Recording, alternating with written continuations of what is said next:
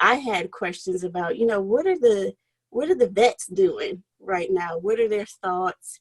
Are they scared? Have they been through something like this? How you ebb and flow? But before we even, and I thought maybe if I had the question, then a lot of other people might have the question too. Right. So just wanted to record it and see if it could probably help somebody else too. Okay. So, but before we, get into what you might be doing differently or how it's affecting your business or whatever, just a little bit of background about how long you've been in commercial real estate, what type of deals you're involved in, where you're licensed, all that. All right. Well, hi. I'm Aisha J. Thomas of the Thomas Agency. We're brokerage in Georgia and Michigan. Okay. I am also licensed in California as a salesperson. I've been in real estate for 20 years. Commercial, wow. I've been in commercial for 7 years officially, where I'm trying to make the total transition over. Right now, the type of deals I've been working on the past year and a half have been mostly multifamily and a little bit of tenant rep. And now, actually, I'm working on a landlord rep deal where I'm going to be leasing out an entire mixed use project.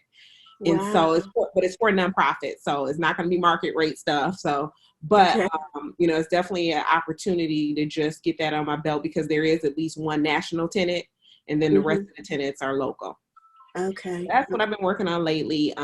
Actually, prior to everything happening, I was already kind of shut down anyway because I was studying for the bar. And so right when I finished, I'm like, okay, I can get back out here, get my pipeline back up. Right. Yeah, so that's where I am right now. So just never stopping, huh? Yeah, gotta get it anyway. You gotta have like multiple options, streams of income right about now. Now we see why. Yeah. So 20 years, even like to go back just a little bit. So 20 years in the game. What did you do before real estate? What was your... Well, what was your life like? See, I got my real estate license the same, like a month after I graduated from undergrad. Okay. So I've kind of been dibbling in real estate the whole time since my whole adult, life. But what my bachelor's degree was in education, exercise science, actually. So I worked in corporate fitness and worked for you'd be surprised. A lot of people don't know this, but like Johnson & Johnson, they're a corporate fitness company. So they, along with the products that we know about, so they would manage like health facilities in major hospitals for plants. And so I came out of college working for a company called, I can't even remember it. I think it was Fitness Works or not Fitness Works. Yeah, I think it was Fitness. But anyway, they basically did manage facilities for like GM, Chrysler, Ford, other private entities, hospitals who didn't want to run their own fitness facilities. And so that's where my background started. And then my master's is in sports administration. And so I kind of parlayed that into that's when I kind of got the legal bug where I'm like, I could be an agent, but I still was working more so on the corporate side and then ended up working for the city of Detroit as a recreation supervisor. Did that for a year, got laid off, got called back, called back to be the administrative assistant to the director. And so that just totally changed the game in terms of my experience as far as government and serving the community. And that's where that exposure came from for me. I ended up being the liaison to city council for the whole entire recreation department. And so when people think of recreation, they're just thinking of the fitness centers and the parks. But at the time in Detroit, the recreation department owned so much property. They owned the amphitheater, marinas, golf courses, horse stables, along with parks. And, when the city of Detroit was going through that transition where the city filed bankruptcy and had to do liquidating, I ultimately ended up being involved in the whole disposition of some of those parks, some of the rec centers. And, it was a sad time because, it went from like 100 something rec centers down to like 25 for a whole. So that lets you know how much liquidating and closing and wrapping things up happened during that time. So then from working for the city And, you know, it was still a lot going on. Nobody knew. Changes of administrations happened like 3 or 4 times, 3 or 4 years within a 2-year period, and for various reasons. And then, so since the writing was on the wall, I mean, every 3 to 6 months, you didn't know whether you were going to have a job. But you know what? Yeah, I had applied to go to, I had went to law school previously when my oldest son was 2. And I was going to law school at night. And I would be sleepy, falling asleep driving home. And so I was like, this is too much. So I withdrew. And it kept coming back to me. And so when all this stuff was going on with the city, I called my law school and I said, well, what would I have to do to, you know, re-enroll? Do I got to go through this whole process? They were like, hold on, wait a minute. They typing, you're still in the system as a student. And that had been like 3 years, 3 or 4 years. So I'm like, okay, God, I see you. Right. Just as a technicality, they made me fill out the app again and pay $25. So that's how I ended up in law school full time. And graduated from there, moved to California, then moved to Atlanta. I got into a program in LA, and that was the reason why I went there at USC. Got there, they flipped the switch and said the program, they didn't offer housing anymore. It was this, that. They totally changed the program when I got there. So I'm like, I can't afford to live here for 4 months. Right. So I ended up not doing that program and got in REAP though. Like I was just researching. I got a job in 2 weeks, found a place to stay in 2 weeks after I found out I wasn't going to do that program. I was living in a hotel for a month. And went out there. Worked for an asset management company, one of the largest in the country, they were heavily funded. And so that's where some more mortgage foreclosure experience came. Got my real estate license, but you know, it's a whole process out there. Never did a deal in California. I did for a year. So I was like, oh, this is too far. It's so expensive. And the company I was with it was okay, but the CEO and founders were fighting. I wasn't feeling comfortable with that. And during that time, you know, I was still having trouble getting into anywhere commercial related, as we know, how tough that could be. And so I said, okay, if I'm not going to stay here, where am I going to go? Because I was going to come to Atlanta first anyway, but I got into that program at USC. Right. Okay. So I said, oh, well, I guess this is my chance to go. I think this about to blow up here, you know. And so I stayed. After a year, I packed up and came to Atlanta. And I felt like Atlanta would be more amenable to me building a business here. So those were the main reasons why I didn't want to go back to snow. Right. And I felt like it would be a little easier to get into business here. Yeah. So I get that. So now with all of this going on now, so is your business different now? Has it been affected at all, or what are your thoughts on that? I have a blog called Getting to the 1%, because as you know, commercial real estate had less than 1% women in minority. I think the statistic has changed to 2, but okay. Woo-hoo. Woo-hoo, right. So my blog is called Getting to the 1% of commercial real estate. It would get into the 1% of real estate, but I'm really referencing commercial.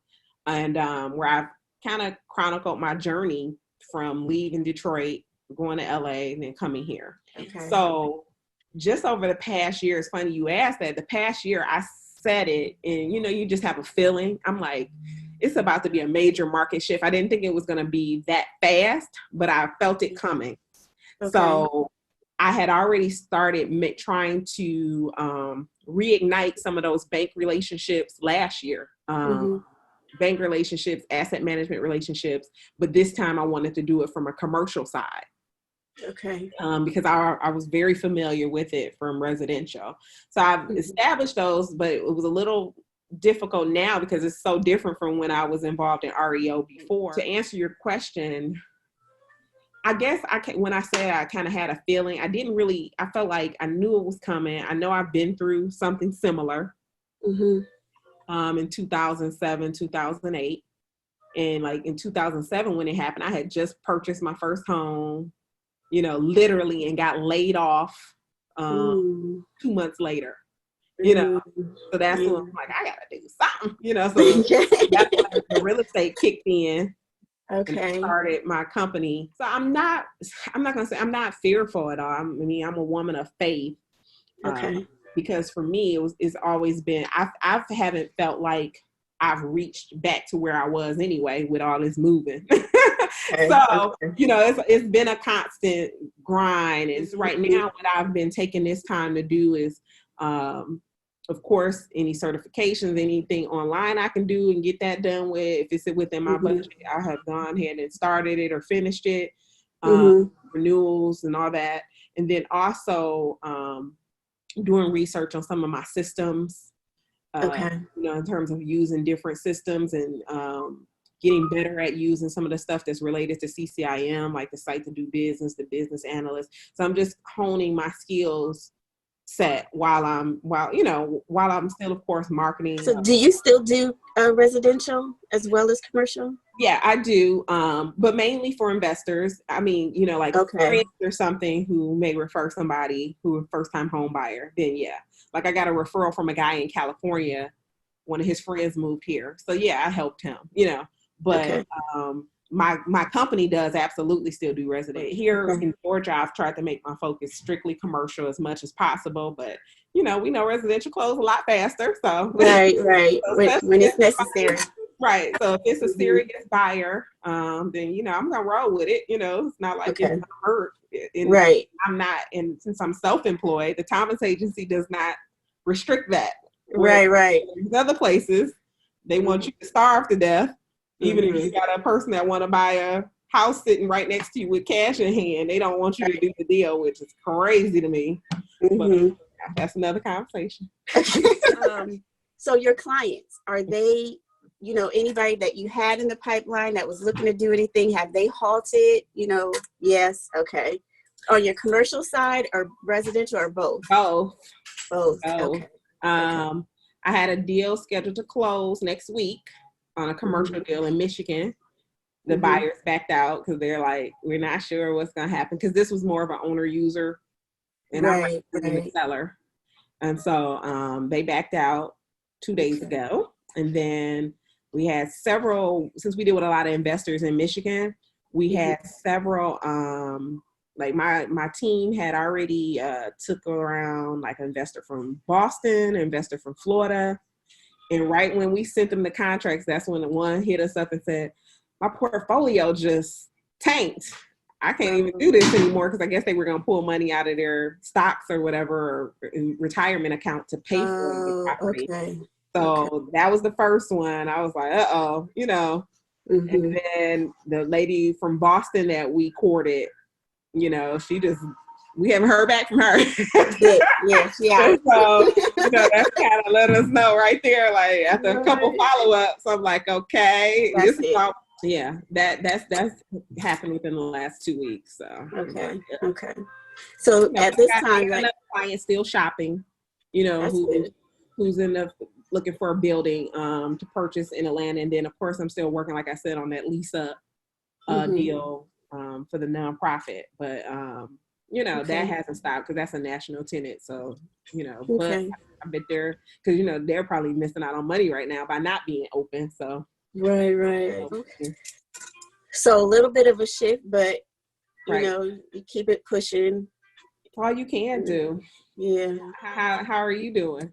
I'm kind of doing a little bit of what you're doing. I'm taking some certification classes now, and just honing my skills, building my knowledge on different sectors of commercial real estate. Just kind of broaden my knowledge. REAP, being in REAP course kind of gave me some ideas about different lanes. Right. And I'm like interested in a lot of them, but I'm kind of trying to stay focused at one at a time. It's hard. Right?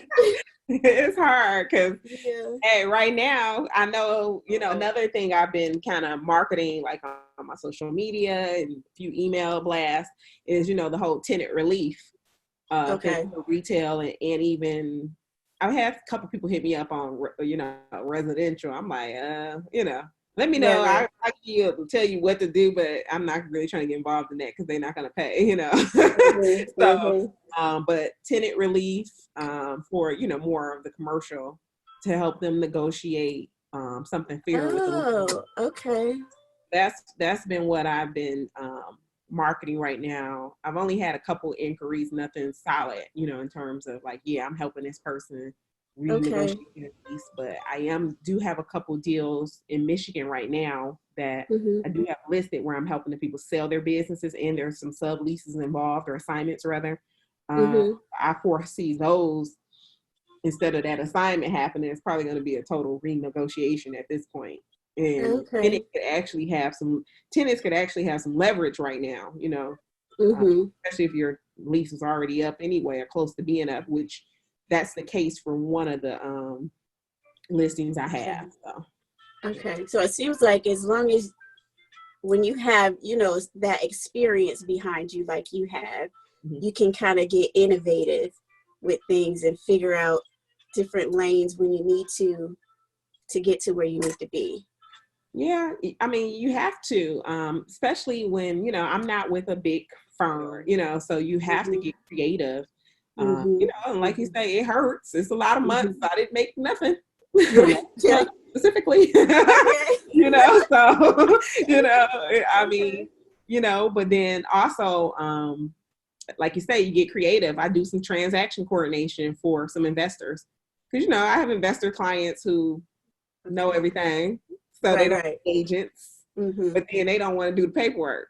So if that helps them be more efficient at getting their deal done, I do your paperwork. I mean, of course, they have to pay me. Right. I mean, that's not really that hard for us. Right. Paperwork is all day long anyway. Right. So if you're going to be fair and pay me a decent fee, do something that probably takes me 10 minutes, then hey, and once it gets to the closing table, I get paid that way. So I only get paid when they get paid. I'm not charging them up front. Right. So, it works. I have some incentive to want to help them get to the table. Even though I make it clear. I'm not your agent. I'm not your agent. I make the buyer, the assigner, the end buyer, the seller. I make everybody know, look, I have no fiduciary duties to anybody in this, but for a particular assigner I'm working with, of course, if he asks me, because he's the one paying me, but I'll help him, but not on record because I'm not, really involved in the transaction. So a couple of those going, like I say, you got to get creative. It could be a couple grand here and there, but that's car note, insurance, right? Couple bills, so yeah. So this was good information. So just gotta figure it out, like anything. You gotta get involved because like the lease up deal I'm doing, that comes from that relationship of being on that board. And how I met the CEO of that company, I was volunteering. And he was volunteering too, but we were advocating that housing day. And I think he saw me there a couple times, and he saw me at this meeting, saw me at that meeting. Then I ended up working for the city. And then he's like, before that, he was like, he actually asked me, was I interested in being on the board before I worked for the city? And I said, I don't know, because I'm kind of interviewing for the city, so I don't know how that's going to be a conflict. And it wasn't, but, I wasn't sure. But the fact is, the only reason he asked me that well before I got with the city, so it wasn't like he did that.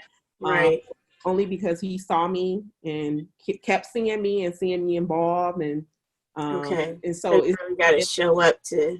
Yeah, it's benefit. Even, I did a whole lot of volunteering, didn't make any money, but I've met a ton of people, especially on the affordable housing side, multifamily side, because even though we always think of nonprofit developers, there's a lot of retail developers involved in affordable housing now with all the partnerships. So even if I don't know them, I know who is of people who is the contact, or I know that name, or I know somebody that knows. Right. So I think volunteering is key to just getting in volunteering has gotten me in a lot of rooms that I probably would not be able to access just because, that's just not something that you can just gain access to, or certain people. And the same thing with being appointed with the mayor. REAP, that came from a relationship with REAP, but really the person, it wasn't like he was in REAP recently. He was in the very first REAP class. So it's not like how I met him was because me and him happened to be interviewing people together stuff. And so when he said, hey, you live in the city? I said, yeah. He's like, send me your resume. Because I'm going to, the mayor, we need some more people to be appointed to the RIM board. And, you know, completely him vouching for me, because that wasn't even something I knew to, you know, inquire about or knew that it was available, you know. Right. Okay. Cool. See, this is a good conversation for me. No. Great information. This is stuff, you know, I met you, a year and a half ago. So this is like a conversation that I've been wanting to have with you since then. All right. Well, do appreciate this conversation.